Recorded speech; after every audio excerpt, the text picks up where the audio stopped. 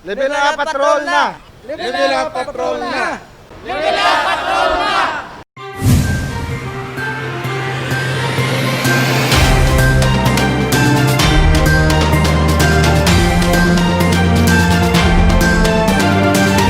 Flood Resiliency Summit ang gintambungan sa mga local chief executives sa Istasang Panay. Isang Iloilo City sa mga nahalitan sang Bagyo Frank sang 2008. Upod mandiri ang probinsya sang Iloilo. Alagyan ini sang 5 ka mayor nga suba, ang Halaor, Suwage, Tigom, Aganan kag Sibalom. Gani sa tion magbubo ang mabasko nga ulan sa kabukiran diretso sa probinsya kag syudad sang Iloilo ang tubig. Sa Iloilo City, ang tubig gikan sa Tigom kag Aganan River amo ang nagagwa sa Haro River, rason nga madamo sa mga barangay ang apektado sa tion magbaha. Ini ang pila sa mga ginpatpat sa ginhiwat nga webinar agod maintindihan kung paano nagabaha sa syudad kag paano ini masolusyonan. Sa Flood Resilience Summit nga ginpatigayon kay nasang aga, nagpirma sa resolution sanday Mayor Jerry Treñas, Governor Arthur Defensor Jr. kag UPV Chancellor Clement Campuzano. Ang resolusyon amo ang pagpatuman sang flood risk reduction and resilience sa Iloilo. Flooding is a problem that we really need to address together. We were shown through the various webinars the consequences of our actions if we do not put our acts together and ignore historical and scientific data. Our risk governance must consider these realities in order to better prepare for floods and mitigate its impacts. Para naman kay Iloilo Governor Arthur Defensor Jr., kinahanglan ang reforestation project agod maproteheran ang mga watershed.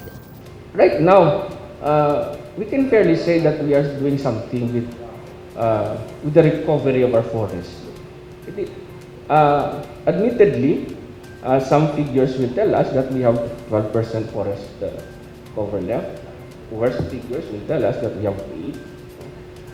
Ang sigurado lang sa atin that we have lost forests that we have to recover.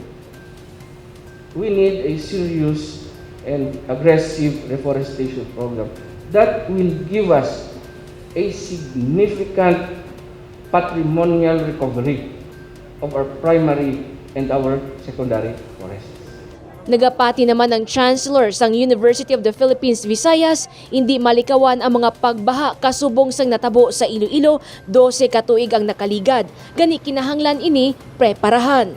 The purpose of this activity, Flood Summit, is not only to call attention to this particular danger, to this threat.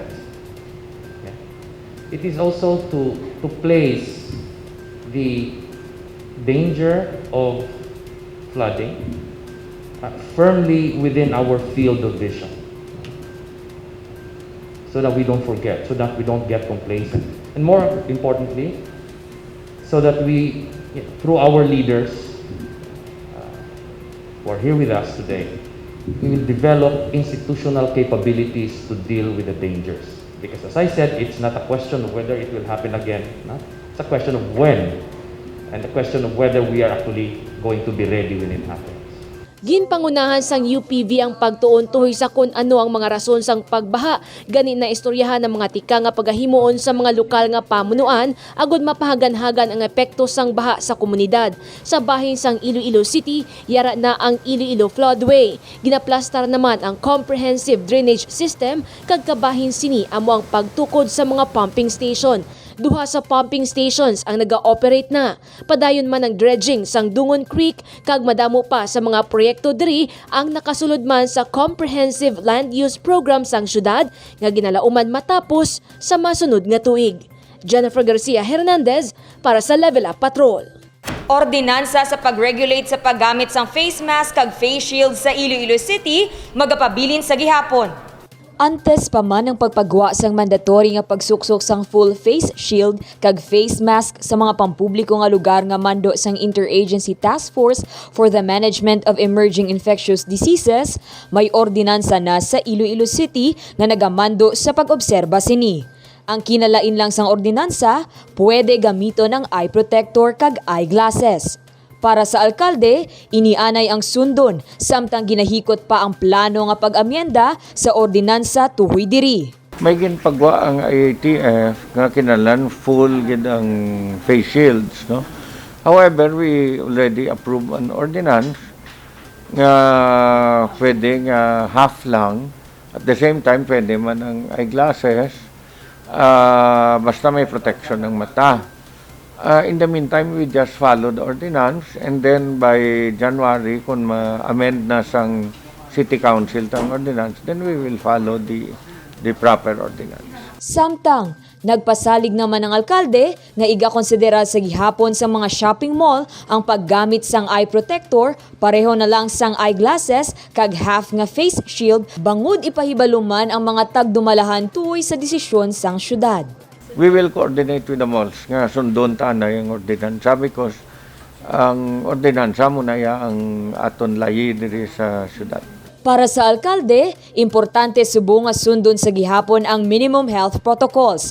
Base sa ginpapanaog man nga Executive Order 197 sang alkalde, tuhoy sa duga nga pagsulundan sa istrikto nga pagpatuman sang ordinansa. Kabahin diri ang curfew hours para sa mga menor de edad nga ginbalik na sa alas 8 sa gabi tubtub alas 4 sa kaagahon. Bukas naman ang esplanade kag pampubliko nga plaza umpisa alas 5 sa aga tubtub alas 9 sa gabi. Iloilo River bugana sa mga marine resources. Gani isa sa mga paborito nga katuan sa mga manugpangisda. Isa si Tatay John Guanzon sa masami nga nagapamunit sa Iloilo River Esplanade. Sa kada adlaw nga pagpamunit sa suba, wala siya naglaom nga makahulik sang tuman kadako nga isda.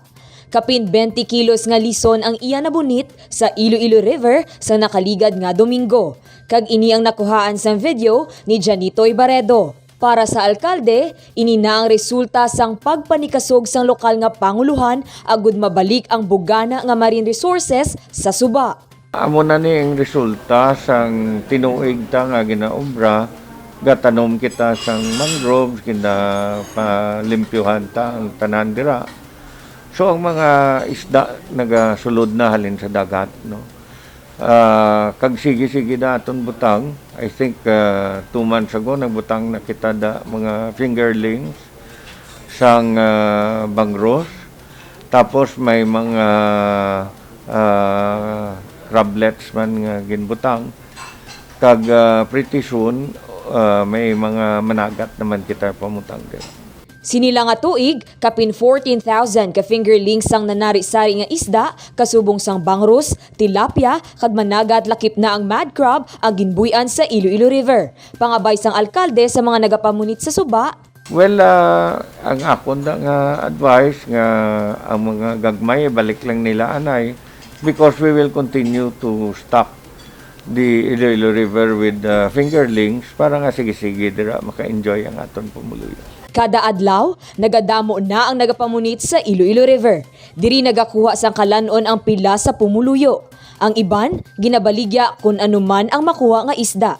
Padayon ang pagsapol sang Bureau of Fisheries and Aquatic Resources, kaupod ang Southeast Asian Fisheries Development Center kag Iloilo City Government. Agud mamintinar kag maprotektahan ang Iloilo River. May mga coordination meetings kita together with BIFAR. Kay ang aton dira sa Iloilo River, ang aton upod, ang BIFAR, kag ang shift deck, no? Ang Iloilo River ta nagahalin nito sa Sagwa, no? Halin pa na sa Dungon, sa Batiano. Amo na nga sige man aton dredging sa Dungon. Sa masunod nga tuig, pagaplastaro naman ang Batiano River. Samtang, padayon sa gihapon ang pagdredging sa Dungon Creek. Dane Raffles para sa Level Up Patrol.